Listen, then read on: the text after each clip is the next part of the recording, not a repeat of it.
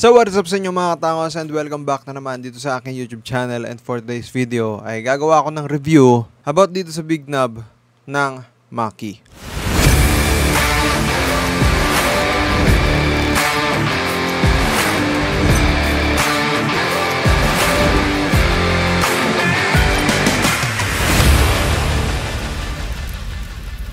So ito na mga katangos ang big knob.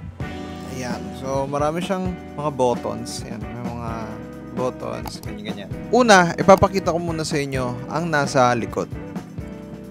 Ayan. So, kung papansin niyo mga kaibigan, is ito ang monitor input. Meron siya, pwede siyang lagyan ng dalawang speakers. Ayan. So, then next, ang kanyang track section. Hindi ko alam kung para saan ito. Not sure kung ano talaga yung para dito, pero yan, meron siyang track and meron siyang 3/4. No, hindi ko rin alam kung para saan ito. Usually nakalagay dito is source. Yan o, source. Dito is output. So siguro mga outputs itong area na to. Hindi ko alam eh. Ngayon pa lang kasi ako nakagamit ito kaya hindi ko totally ma-explain. Then dito sa kabila, ito ang kanyang USB na connection papuntang computer. And then the power, yung power off, power on. And ito yung kanyang saksakan. Ito yung input ng kanyang parang adapter. And next, this is a microphone port. Ito yung mic port. So, dito naman, pupunta naman tayo sa kanyang harapan. Dito, sa part na to, ito is ang Onyx mic performance. Tama ba ako? Preamps pala. Ang nakalagay dito mga kaibigan ay ang volumes ng mic 1, mic 2. You know, mic 1, mic 2. Para mapagana siya, kailangan pindutin itong plus 48V. Yan. Then, activate natin ang inputs ng 1, 2. Yan. Kung naka-activate siya, automatic iilaw yan para gumana. So, yan. And ito ang mga volumes niya. Volume, yan. Yan yung mga volume ng microphone. Then next, diretso tayo sa kabila. Sa 2-track source selection. Itong 2-track source selection, coming from the word 2-track, dalawang tracks kasi ito. No? Pwede siyang kunin sa phone. Pwede siyang saksakan ng cellphone, which is itong 3/4 na nakalagay. Then, pwede rin siyang i-direct to connect sa computer. And ito naman ang pipindutin pag direct to connect sa computer, kanyang USB.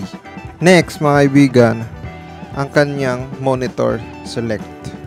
Kung papansin niyo guys, dalawa yung monitors dito. Yan o, dalawa yan. A and B. A, tsaka B. Dito sa volumes, sa monitor select, merong dalawang pihitan. Yan. Volume ng B, volume ng A. So, pwede mo rin patayin yung B kung sakaling dalawa ang monitors nyo. Yung dalawang outputs nyo, kung sakaling dalawa man yung outputs nyo, pwede nyo patayin yung isa kung ayaw nyo yung isa. Pwede nyo rin patayin yung isa. Ayaw nyo isa. Pwede nyo rin siyang pagsabayin. No, depende sa inyo kung anong trip nyo. Ang next, itong pinakamalaking bilog. Ito yung kanyang master volume. Ito yung pinaka-master volume niya guys. So, ayan yung volume ng pangkalahatan. Usually parang ang napapansin ko lang dito is yung volume niya sa audio. Parang ganun. Most on tracks ang napapansin ko dito. Hindi ko masyado pang nakalikot itong equipment na to eh. Then, meron siya sa baba for mono. Pag naka-activate siya, naka-mono. Then, kapag nakabitaw siya or nakataas is stereo. Ginagamit ko to mostly kapag naka-monitors ako. Naka-monitor speaker ako. Dahil kapag naka-mono, left tsaka right, gumagana. Yung left niya tsaka yung right, gumagana. Parehas.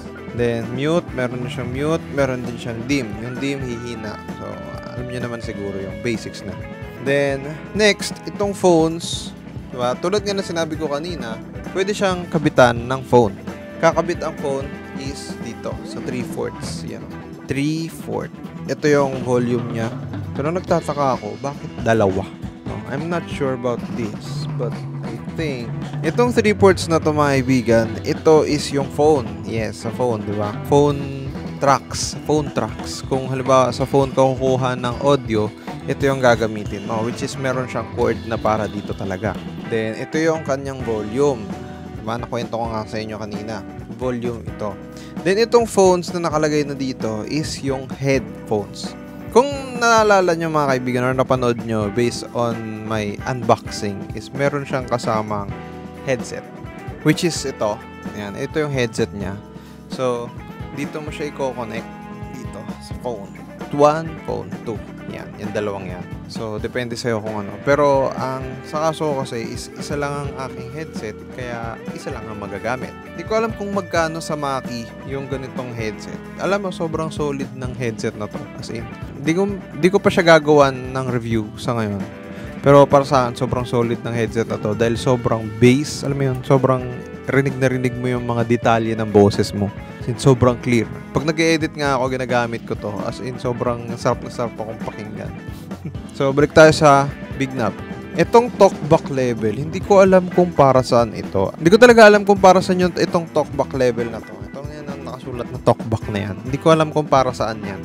Ay, hindi ko rin. Itong Q to Q, hindi ko rin alam kung para saan to. Dahil sinusubukan ko siyang pindutin, hindi ko alam kung ano yung nagiging kalalabasan ng mga audios dito. Pero overall, sa mga nasabi ko, sa mga nakwento ko about sa inyo, based dun sa pagkakaintindi ko sa Big Knob na to, is yun lang yung kaya kong i-explain. So ayun guys, nakikita nyo, no? Pumapalo na siya dito. So, connected na yung aking mic. Pero I think mahina siya. So, lalaksan ko. Yeah. Hello.